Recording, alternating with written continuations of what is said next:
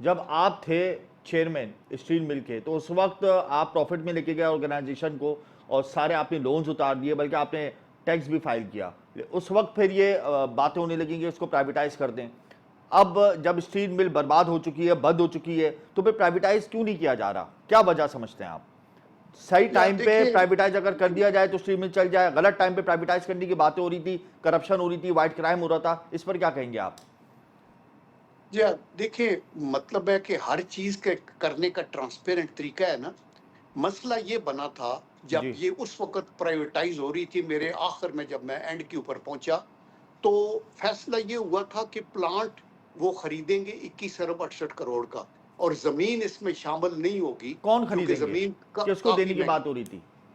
ये देखिए, एक कंसोर्शियम, जी। यानी पहले 19 पार्टियां इंटरेस्टेड थी, ओके। फिर कम होके 12 रह गई, फिर 5 रह गई, और 5 ने 2 ग्रुप बना लिए, एक में 2 पार्टियां इकट्ठी होगी, एक 3, और एंड के ऊपर वो मिली भगत, फिर नूरा कुश्ती शुरू होगी, क्योंकि जो एक खरीदने वाले इंटरेस्टेड थे, उन्होंने कहा तुम आओ बोली दो, 1 2 3 करके, तो ये सारी मिली भगत थी। और दैट इज वाई मैंने खत लिखा था उस वक्त के प्रेसिडेंट परवेज मुशर्रफ को, जी। एक कॉन्फिडेंशियल, और उसमें मैंने कहा था ये डाका है और ये नूरा कुश्ती हो रही है, हमें जरूरी है प्राइवेटाइज करने में हर्ज कोई नहीं है, चूंकि बाद में लोग आके इसको लूटेंगे, अभी इसके पास पैसा भी पड़ा हुआ है, हमने 6 अरब का इनकम टैक्स भी दिया है, जी। 10 अरब हमने सेल्स टैक्स में भी जमा कराया है। तो वो उन्होंने मतलब है उस तरह करके, तो जब कोर्ट में केस किया, तो कोर्ट के अंदर, ये सुप्रीम कोर्ट में, तो जो लेने वाले थे उन्होंने कहा नहीं जी, हम तो 21 अरब में इसकी लैंड भी इसमें शामिल है। मकसद ये है कि उस वक्त भी अगर हम एहतियात से काम लेते और ये देखते कि आप कुछ शेयर बेचते, और कुछ मैंने इनको रिकमेंड किया था जी। कि इसको आउटराइट प्राइवेटाइज करने की बजाय हम इसको पहले एक्सचेंज में रजिस्टर कराएं, इसके शेयर की वैल्यू बेटर करके, और जी। फिर इसके शेयर अपने लोगों को भेज देते हैं, अपने जो वर्कर्स हैं, और ग्रेजुअली इसको प्राइवेट सेक्टर में, यही हमारे जो फाइनेंशियल विजर्ड थे, अकील करीम डैडी के पास कुछ एक कंपनी थी, उनको मैंने हायर किया था, उन सारों ने यही रिकमेंड किया था, और बाद में इन्होंने 21 अरब 68 करोड़ में टिका दिया, और अगले दिन ही ऑब्जर्वर की हेडलाइन थी, जी। अकील करीम डैडी ने कहा मैं 40 अरब की खरीदना चाहता हूँ। अच्छा। फिर वो शोर मच गया और अदालत ने किया, ये अनफॉर्चुनेट था कि जी। फिर ये सारा प्रोसेस उसके बाद चला ही नहीं। तो उस वक्त ये प्राइवेटाइज मिनिस्ट्री के कलमदान जिनके पास था और जो प्राइम मिनिस्टर थे, उन लोगों ने आपकी बात नहीं सुनी, फिर आपको बालात मजबूरी परवेज मुशर्रफ को खत लिखना पड़ा?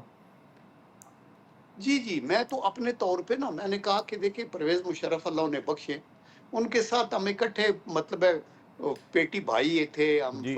मेजर इकट्ठे थे, तो मैं समझता था कि किसी भी अपने सीनियर से जो वफादारी या लॉयल्टी का मायार है, जी। वो यही होना चाहिए, तो उनको हकायत बताया जाए।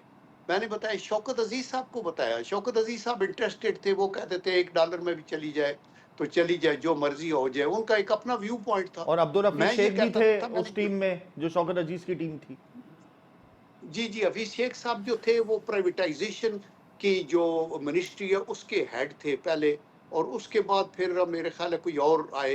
तो मकसद ये है कि ये मिस हैंडल होता रहा मसला, और कभी इसको हम दयानतदारी के साथ इसको ठीक तरीके से उजलत में न करते, चूंकि कोर्ट ने, सुप्रीम कोर्ट ने ये कहा था कि there are errors of omission and commission, and they said that this process is being done in indecent haste, कि बहुत जल्दी उजलत में हम क्यों करना चाहते हैं, इस तरह का था।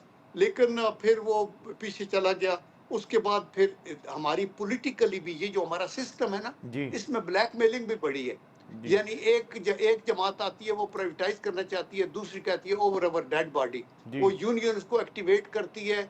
फिर यूनियंस का एक अलग रोल, यूनियन भी लेबर की मदद के लिए तो यूनियन का रोल है, लेकिन टोटल सिस्टम को ब्लैकमेल करने के लिए तो यूनियन का रोल नहीं है।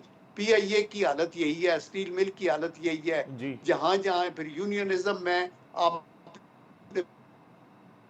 पॉलिटिकल, अदरवाइज जो लेबर यूनियंस है उनका एक बड़ा अच्छा रोल है कि लोगों के जो है हकूक है मजदूर के, जी। उनके लिए काम किया जाए। तो मैंने भी उनके साथ काम किया बड़ा अच्छा, 3 साल अल्लाह के करम से। लेकिन अभी मेरे ख्याल में जो हुकूमत आए वो फौरी तौर पे इसका फैसला करे, ताकि ये जो हमारे लाइबिलिटीज हैं ये जी। बढ़ती ना जाए।